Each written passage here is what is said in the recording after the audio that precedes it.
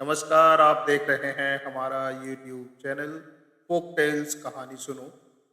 आज की कहानी है मुंशी प्रेमचंद द्वारा लिखी सुजान भगत। तो चलिए सुनते हैं आज की कहानी। सीधे साधे किसान धन हाथ में आते ही धर्म और कीर्ति की ओर झुकते हैं। दिव्य समाज की भांति वे पहले अपने भोग विलास की ओर नहीं दौड़ते। सुजान की खेती में कई साल से कंचन बरस रहा था। मेहनत तो गांव के सभी किसान करते थे, पर सुजान के चंद्रमा बली थे। ऊसर में भी दाना छींट आता तो कुछ ना कुछ पैदा हो जाता था। 3 वर्ष लगातार ऊख लगती गई। उधर गुड़ का भाव तेज था। कोई 2-2.5 हजार हाथ में आ गए। बस चित्त की वृत्ति धर्म की ओर झुक पड़ी। साधु संतों का आदर सत्कार होने लगा। द्वार पर धूनी जलने लगी। कानून गो इलाके में आते तो सुजान महतो की चौपाल में ठहरते। हल्के के हेड कांस्टेबल, थानेदार, शिक्षा विभाग के अफसर एक न एक उस चौपाल में पड़ा ही रहता। महतो मारे खुशी के फूले न समाते।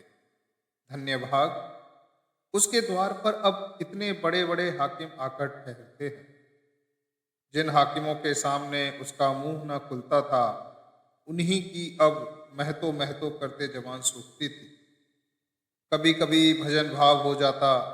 एक महात्मा ने डौल अच्छा देखा तो गांव में आसन जमा दिया। गांजे और चरस की बहार उड़ने लगी। एक ढोलक आई, मजीरे मंगाए गए, सत्संग होने लगा। यह सब सुजान के दम का जुलूस था। घर में सेरों दूध होता, मगर सुजान के कंठ तले एक बूंद भी जाने की कसम थी। कभी हाकिम लोग शकते, कभी महात्मा लोग। किसान को दूध घी से क्या मतलब, उसे रोटी और साग चाहिए। सुजान की नम्रता का अब पारावार न था। उसके सामने सिर झुकाए रहता। कहीं लोग यह ना कहने लगे कि धन पाकर उसे घमंड हो गया है। गांव में 3 कुएं थे। बहुत से खेतों में पानी ना पहुंचता था। खेती मारी जाती थी। सुजान ने एक पक्का कुआं बनवा दिया। कुएं का विवाह हुआ, यज्ञ हुआ, ब्रह्मभोज हुआ। जिस दिन पहली बार पुर चला, सुजान को मानो चारों पदार्थ मिल गए। जो काम गांव में किसी ने न किया था, वह बाप दादा के पुण्य प्रताप से सुजान ने कर दिखाया। एक दिन गांव में गया के यात्री आकर ठहरे। सुजान ही के द्वार पर उनका भोजन बना। सुजान के मन में भी गया जाने की बहुत दिनों से इच्छा थी। यह अच्छा अवसर देखकर वह भी चलने को तैयार हो गया। उसकी स्त्री बुलाकी ने कहा, अभी रहने दो, अगले साल चलेंगे। सुजान ने गंभीर भाव से कहा, अगले साल क्या होगा, कौन जानता है। धर्म के काम में मीन मेख निकालना अच्छा नहीं। जिंदगानी का क्या भरोसा। बुलाकी, हाथ खाली हो जाएगा। सुजान, भगवान की इच्छा होगी तो फिर रुपए हो जाएंगे। उनके यहाँ किस बात की कमी है। बुलाकी इसका क्या जवाब देती। सत्कार्य में बाधा डालकर अपनी मुक्ति क्यों बिगाड़ती। प्रातःकाल स्त्री और पुरुष गया की ओर चले। वहां से लौटे तो यज्ञ और ब्रह्मभोज की ठहरी। सारी बिरादरी निमंत्रित हुई। 11 गांवों में सुपारी बटी। इस धूमधाम से कार्य हुआ कि चारों ओर वाह वाह मच गई। सब यही कहते थे कि भगवान धन दे तो दिल भी ऐसा दे। घमंड तो छू नहीं गया। अपने हाथ से पत्तल उठाता फिरता था। कुल का नाम जगा दिया। बेटा हो तो ऐसा हो। बाप मरा तो घर में भूनी भांग भी नहीं थी। अब लक्ष्मी घुटने तोड़कर आ बैठी है। एक द्वेषी ने कहा, कहीं गड़ा हुआ धन पा गया है। इस पर चारों ओर उस पर बौछारें पड़ने लगी। हाँ, तुम्हारे बाप दादा जो खजाना छोड़ गए थे, यही उसके हाथ लग गया है। अरे भैया, यह धर्म की कमाई है। तुम भी तो छाती फाड़कर काम करते हो। क्यों ऐसी ऊख नहीं लगती, क्यों ऐसी फसल नहीं होती। भगवान आदमी का दिल देखते हैं। जो खर्च करता है उसी को देते हैं। सुजान महतो सुजान भगत हो गए। भक्तों के आचार विचार कुछ और होते हैं। वह बिना स्नान किए कुछ नहीं खाता। गंगा जी अगर घर से दूर हों और वह रोज स्नान करके दोपहर तक घर ना लौट सकता हो, तो पर्वों के दिन तो उसे अवश्य ही नहाना चाहिए। भजन भाव उसके घर अवश्य होना चाहिए। पूजा अर्चना उसके लिए अनिवार्य है। खान पान में भी उसे बहुत विचार रखना पड़ता है। सबसे बड़ी बात यह है कि झूठ का त्याग करना पड़ता है। भगत झूठ नहीं बोल सकता। साधारण मनुष्य को अगर झूठ का दंड एक मिले, तो भगत को 1 लाख से कम नहीं मिल सकता। अज्ञान की अवस्था में कितने ही अपराध क्षम्य हो जाते हैं। ज्ञानी के लिए क्षमा नहीं, प्रायश्चित नहीं है। यदि है तो बहुत ही कठिन। सुजान को भी अब भक्तों की मर्यादा को निभाना पड़ा। अब तक उसका जीवन मजूर का जीवन था। उसका कोई आदर्श, कोई मर्यादा उसके सामने न थी। अब उसके जीवन में विचार का उदय हुआ। जहाँ का मार्ग कांटों से भरा हुआ है, स्वार्थ सेवा ही उसके जीवन का लक्ष्य था। इसी कांटे से वह परिस्थितियों को तोलता था। सुजान अब उन्हें औचित्य के कांटों पर तोलने लगा। यों कहो कि जड़ भगत से निकलकर उसने चेतन जगत में प्रवेश किया। उसने कुछ लेन देन करना शुरू किया था, पर अब उसे ब्याज लेते हुए आत्मग्लानि सी होती थी। यहाँ तक कि गऊओं को दुहते समय उसे बछड़ों का ध्यान बना रहता था। कहीं बछड़ा भूखा ना रह जाए, नहीं तो उसका रुआं दुखी होगा। वह गांव का मुखिया था। कितने ही मुकदमों में उसने झूठी शहादतें बनवाई थी। कितनों में डांट लेकर मामले को रफा दफा कर दिया था। अब इन व्यापारों से उसे घृणा होती थी। झूठ और प्रपंच से कोसों दूर भागता था। पहले उसकी यह चेष्टा होती थी कि मजूरों से जितना काम लिया जा सके लो, और मजूरी जितनी कम दी जा सके दो। पर अब उसे मजूरी के काम की कम, मजूरी की अधिक चिंता रहती थी। कहीं बेचारे मजूर का रुआं न दुखी हो जाए। वह उसका वाक्यांश सा हो गया था, किसी का रुआं न दुखी हो जाए। उसके दोनों जवान बेटे बात बात पर उस पर फब्तियां कसते। यहाँ तक कि बुलाकी भी अब उसे कोरा भगत समझने लगी थी, जिसे घर के भले बुरे से कोई प्रयोजन न था। चेतन जगत में आकर सुजान भगत कोरे भगत रह गए। सुजान के हाथों से धीरे धीरे अधिकार छीने जाने लगे। किस खेत में क्या बोना है, किसको क्या देना है, किससे क्या लेना है, किस भाव क्या चीज बिकी, ऐसी ऐसी महत्वपूर्ण बातों में भी भगत जी की सलाह न ली जाती थी। भगत के पास कोई जाने ही न पाता। दोनों लड़के या स्वयं बुलाकी दूर ही से मामला तय कर लिया करते। गांव भर में सुजान का मान सम्मान बढ़ता था, पर अपने घर में घटता था। लड़के उसका सत्कार अब बहुत करते। हाथ से चारपाई उठाते देख लपक कर खुद उठा लाते। चिलम ना भरने देते। यहाँ तक कि उसकी धोती छांटने के लिए भी आग्रह करते। मगर अधिकार उसके हाथ में न था। वह अब घर का स्वामी नहीं, मंदिर का देवता था। एक दिन बुलाकी ओखली में दाल छांट रही थी।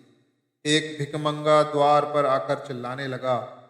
बुलाकी ने सोचा दाल छांट लूं तो उसे कुछ दे दूं। इतने में बड़ा लड़का भोला आकर बोला, अम्मा एक महात्मा द्वार पर खड़े गला फाड़ रहे हैं, कुछ दे दो, नहीं तो उसका रुआं दुखी हो जाएगा। बुलाकी ने उपेक्षा के भाव से कहा, भगत के पांव में क्या मेहंदी लगी है? क्यों कुछ ले जाकर नहीं दे देते? क्या मेरे 4 हाथ हैं? किस किस का रुआं दुखी करूं? दिन भर तो तांता लगा रहता है। भोला, चौपट करने पर लगे हुए हैं और क्या।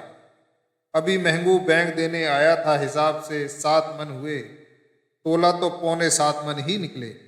मैंने कहा 10 सेर और ला, तो आप बैठे बैठे कहते हैं अब इतनी दूर कहाँ जाएगा, भरपाई लिख दो, नहीं तो उसका रुआं दुखी होगा। मैंने भरपाई नहीं लिखी, 10 सेर बाकी लिख दी। बोला कि बहुत अच्छा किया तुमने, बकने दिया करो। 10-5 दफे मुंह की खाएंगे तो आप ही बोलना छोड़ देंगे। भोला, दिन भर एक ना एक खुचड़ निकालते रहते हैं। 100 दफे कह दिया कि तुम घर गृहस्थी के मामले में ना बोला करो। पर इनसे बिना बोले रहा ही नहीं जाता। बुलाकी, मैं जानती कि इनका यह हाल होगा तो गुरुमंत्र ना लेने देती। भोला, भगत क्या हुए हैं कि दीन दुनिया में से गए, सारा दिन पूजा पाठ में ही उड़ जाता है। अभी ऐसे बूढ़े नहीं हो गए हैं कि कोई काम ही ना कर सकें। बुलाकी ने आपत्ति की। भोला, यह तुम्हारा कुल न्याय है। फावड़ा कुदाल अब उनसे नहीं हो सकता, लेकिन कुछ ना कुछ तो करते ही रहते हैं। बैलों को सानी पानी देते हैं, गाय दूहते हैं, और भी जो कुछ हो सकता है करते हैं। भिक्षुक अभी तक चिल्ला रहा था। सुजान ने जब घर में से किसी को कुछ लाते ना देखा तो उठकर अंदर गया और कठोर स्वर में बोला, तुम लोगों को कुछ सुनाई नहीं देता कि द्वार पर कौन घंटे भर से खड़ा भीख मांग रहा है? अपना काम तो दिन भर करना ही है, एक क्षण भगवान का काम भी किया करो। बुलाकी, तुम तो भगवान का काम करने को बैठे ही हो, क्या घर भर भगवान का ही काम करेगा? सुजान, कहाँ आटा रखा है, लाओ, मैं ही निकाल कर दे आऊं, तुम रानी बनकर बैठो। बुलाकी, आटा मैंने मस मस कर पीसा है, अनाज दे दो। ऐसे मुड़चिरों के लिए पहर रात में से उठकर चक्की नहीं चलाती हूँ। सुजान भंडार घर में गए और एक छोटी सी छबड़ी को जौ से भरे हुए निकले। जौ शेर भर से कम न था। सुजान ने जानबूझकर केवल बुलाकी और भोला को चढ़ाने के लिए भिक्षा परंपरा का उल्लंघन किया था। इस पर भी यह दिखाने के लिए कि छबड़ी में बहुत ज्यादा जौ नहीं है। वह उसे चुटकी से पकड़े हुए थे। चुटकी इतना बोझ न संभाल सकती थी, हाथ कांप रहा था। एक क्षण विलंब होने से छबड़ी के हाथ से छूटकर गिर पड़ने की संभावना थी, इसलिए वे जल्दी से बाहर निकल जाना चाहते थे। सहसा भोला ने छबड़ी उसके हाथ से छीन ली और त्योरियां बदलकर बोला, सैंत का माल नहीं है जो लुटाने चले हो। छाती फाड़ फाड़ कर काम करते हैं, तब दाना घर में आता है। सुजान ने खिसिया कर कहा, मैं भी तो बैठा नहीं रहता। भोला, भीख भीख की तरह दी जाती है, लुटाई नहीं जाती। हम तो एक बेला खाकर दिन काटते हैं कि पति पानी बना रहे, और तुम्हें लुटाने की सूझी है। तुम्हें क्या मालूम कि घर में क्या हो रहा है? सुजान ने उसका कोई जवाब न दिया। बाहर आकर भिखारी से कह दिया, बाबा इस समय जाओ, किसी का हाथ खाली नहीं है। और वह पेड़ के नीचे बैठकर विचारों में मग्न हो गया। अपने ही घर में उसका यह अनादर। अभी वह अपाहिज नहीं है, हाथ पांव थके नहीं हैं, घर का कुछ ना कुछ काम करता ही रहता है। उस पर यह अनादर। उसी ने घर बनाया, यह सारी विभूति उसी के श्रम का फल है। पर अब इस घर पर उसका कोई अधिकार नहीं रहा। अब वह द्वार का कुत्ता है, पड़ा रहे और घर वाले जो रूखा सूखा दें वह खाकर पेट भर लिया करे। ऐसे जीवन को धिक्कार है। सुजान ऐसे घर में नहीं रह सकता। संध्या हो गई थी। भोला का छोटा भाई शंकर नारियल भरकर लाया। सुजान ने नारियल दीवार से टिकाकर रख दिया। धीरे धीरे तम्बाकू जल गया। जरा देर में भोला ने द्वार पर चारपाई डाल दी। सुजान पेड़ के नीचे से ना उठा। कुछ देर और गुजरी, भोजन तैयार हुआ। भोला बुलाने आया। सुजान ने कहा, भूख नहीं है। बहुत मनावन करने पर भी ना उठा। तब बुलाकी ने आकर कहा, खाना खाने क्यों नहीं चलते? जी तो अच्छा है। सुजान को सबसे अधिक क्रोध बुलाकी पर ही था। यह भी लड़कों के साथ है। यह बैठी देखती रही और भोला ने मेरे हाथ से अनाज छीन लिया। उसके मुंह से इतना भी ना निकला कि ले जाते हैं तो ले जाने दो। लड़कों को ना मालूम हो कि मैंने कितने श्रम से यह गृहस्थी जोड़ी है, पर यह तो जानती है, दिन को दिन रात को रात नहीं समझा। भादों की अंधेरी रात में मढ़िया लगा के ज्वार की रखवाली करता था। जेठ बैसाख की दोपहरी में भी दम ना लेता था। और अब मेरा घर पर इतना भी अधिकार नहीं कि भीख तक ना दे सकूं। माना कि भीख इतनी भी नहीं दी जाती, लेकिन इनको तो चुप रहना चाहिए था। चाहे मैं घर में आग ही क्यों ना लगा देता, कानून से भी तो मेरा कुछ होता है। मैं अपना हिस्सा नहीं खाता, दूसरों को खिला देता हूँ। इसमें किसी के बाप का क्या साझा? अब इस वक्त मनाने आई है। इसे मैंने फूल की छड़ी से भी नहीं छुआ। नहीं तो गांव में ऐसी कौन औरत है जिसने कसम की लातें ना खाई हों। कभी कड़ी निगाह से देखा तक नहीं। रुपए पैसे लेना देना सब इसी के हाथ में दे रखा था। अब रुपए जमा कर लिए हैं तो मुझी से घमंड करती है। अब इसे बेटे प्यारे हैं। मैं तो निखट्टू हूँ, लुटाऊ, घर फूका घूंगा हूँ। मेरी इसे क्या परवाह। तब लड़के ना थे जब बीमार पड़ी थी और मैं गोद में उठाकर वैद्य के घर ले गया था। आज उसके बेटे हैं और यह उसकी माँ है। मैं तो बाहर का आदमी, मेरा घर से मतलब ही क्या। बोला, अब खा पी कर क्या करूँगा। हल जोतने से रहा, फावड़ा चलाने से रहा। मुझे खिलाकर दाने को क्यों खराब करेगी। रख दे, बेटे दूसरी बार खाएंगे। खुला की, तुम तो जरा सी बात पर तिनक जाते हो। सच कहा है, बुढ़ापे में आदमी की बुद्धि मारी जाती है। भोला ने इतना ही तो कहा था कि इतनी भीख मत ले जाओ, या और कुछ। सुजान, हाँ बेचारा इतना कहकर रह गया। तुम्हें तो मजा तब आता जब वह ऊपर से दो चार डंडे लगा देता। क्यों? अगर यही अभिलाषा है तो पूरी कर लो। भोला खा चुका होगा, बुला लाओ। नहीं, भोला को क्यों बुलाती हो?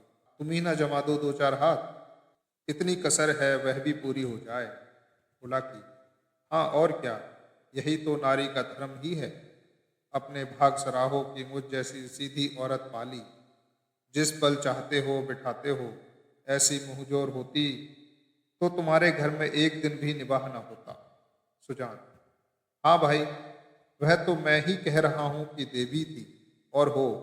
मैं तब भी राक्षस था और अब तो दैत्य हो गया हूँ। बेटे कमाऊ हैं, उनकी सी ना कहोगी तो क्या मेरी सी कहोगी।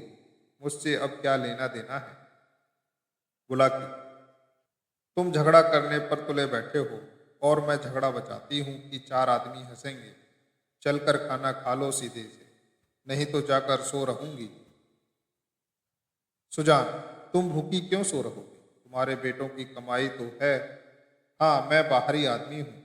बुलाकी, बेटे तुम्हारे भी तो हैं। सुजान, नहीं, मैं ऐसे बेटों से बाज आया। किसी और के बेटे होंगे। मेरे बेटे होते तो क्या मेरी दुर्गति होती। बुलाकी, गालियां दोगे तो मैं भी कुछ कह बैठूंगी। सुनती थी मर्द बड़े समझदार होते हैं, पर तुम सबसे न्यारे हो। आदमी को चाहिए कि जैसा समय हो वैसा काम करे। अब हमारा और तुम्हारा निवाह इसी में है कि नाम के मालिक बने रहें और वही करें जो लड़कों को अच्छा लगे। मैं यह बात समझ गई, तुम क्यों नहीं समझ पाते। जो कमाता है उसी का घर में राज होता है। यही दुनिया का दस्तूर है। मैं बिना लड़कों से पूछे कोई काम नहीं करती। तुम क्यों अपने मन की करते हो। इतने दिनों तक तो राज कर लिया, अब क्या इसी माया में पड़े हो। आधी रोटी खाओ, भगवान का भजन करो और पड़े रहो। चलो खाना खा लो। सुजान, तो अब मैं द्वार का कुत्ता हूँ। बुलाकी, बात जो थी वह मैंने कह दी। अब अपने को जो चाहे समझो। सुजान ना उठे, बुलाकी हार कर चली गई। सुजान के सामने अब एक नई समस्या आ खड़ी हुई थी। वह बहुत दिनों से घर का स्वामी था और अब भी ऐसा ही समझता रहा। परिस्थितियों में कितना उलटफेर हो गया था, इसकी उसे खबर न थी। लड़के उसका सेवा सम्मान करते हैं, यह बात उसे भ्रम में डाले हुए थी। लड़के उसके सामने चिलम नहीं पीते, खाट पर नहीं बैठते। क्या यह सब उसके गृह स्वामी होने का प्रमाण न था? पर आज उसे यह ज्ञात हुआ कि यह केवल श्रद्धा थी, उसके स्वामित्व का प्रमाण नहीं। क्या इस श्रद्धा के बदले वह अपना अधिकार छोड़ सकता था? कदापि नहीं। अब तक सुजान ने जिस घर में राज किया, उसी घर में पराधीन बनकर नहीं रह सकता। उसको श्रद्धा की चाह नहीं, सेवा की भूख नहीं, उसे अधिकार चाहिए। वह इस घर पर दूसरों का अधिकार नहीं देख सकता। मंदिर का पुजारी बनकर वह नहीं रह सकता। अभी न जाने कितनी रात बाकी थी।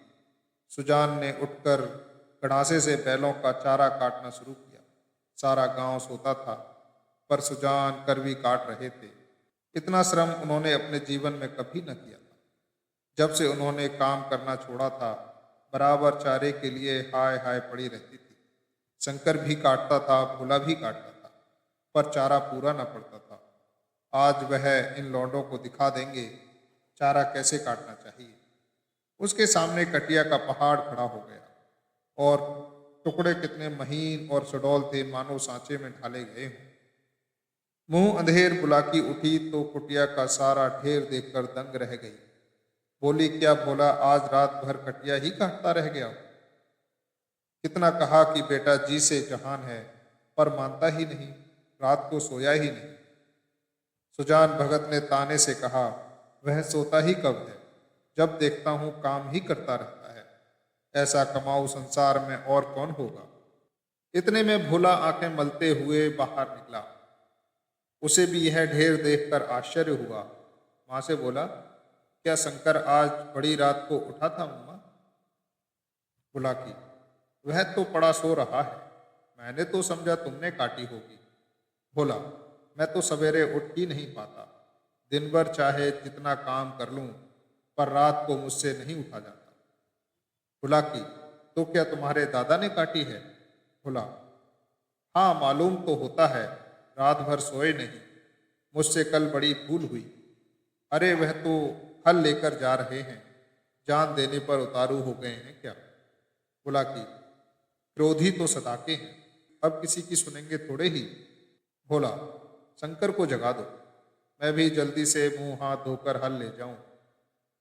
जब और किसानों के साथ भोला हल लेकर खेत में पहुंचा तो सुजान आधा खेत जोत चुके थे।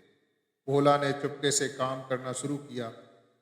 सुजान से कुछ बोलने की उसकी हिम्मत ना पड़ी। दोपहर हुआ, सभी किसान ने हल छोड़ दिए, पर सुजान भगत अपने काम में मग्न है। भोला थक गया है, उसकी बार बार इच्छा होती है कि बैलों को खोल दें, मगर डर के मारे कुछ कह नहीं सकता। सबको आश्चर्य हो रहा है कि दादा कैसे इतने मेहनत कर रहे हैं। आखिर डरते डरते बोला, दादा अब तो दोपहर हो गया, हल खोल दें ना?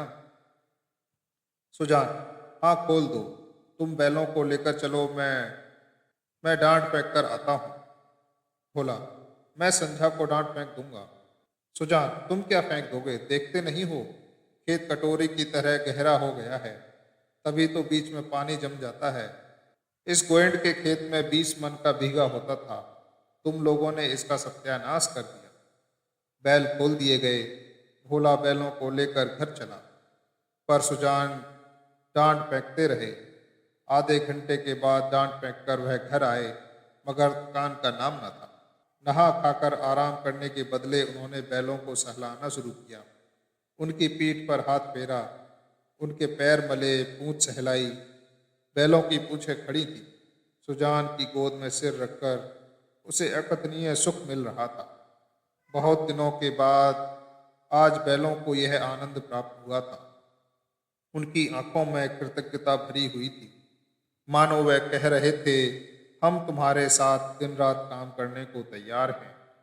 अन्य कृषकों की भांति भोला अभी कमर सीधी कर रहा था कि सुजान ने फिर हल उठाया और खेत की ओर चले। दोनों बैल उमंग से भरे हुए दौड़े चले जाते थे, मानो उन्हें स्वयं खेत में पहुंचने की जल्दी थी।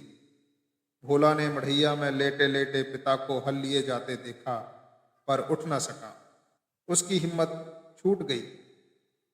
उसने कभी इतना परिश्रम न किया था। उसे बनी बनाई गृहस्थी मिल गई थी और उसे ज्यों त्यों चला रहा था। इन दामों वह घर का स्वामी बनने का इच्छुक न था। जवान आदमी बस 20 धंधे होते हैं, हंसने बोलने के लिए, गाने बजाने के लिए भी तो उसे समय चाहिए। पड़ोस के गांव में दंगल हो रहा है, जवान आदमी कैसे अपने को वहां जाने से रोकेगा?